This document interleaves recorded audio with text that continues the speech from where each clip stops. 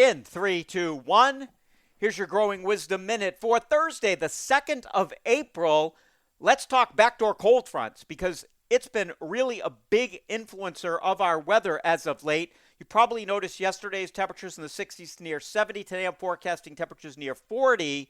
And that's because those fronts, which come down from the back door, they move opposite to what you'd expect. So they come down from the coast of Maine and they usher in cold marine air this time of the year.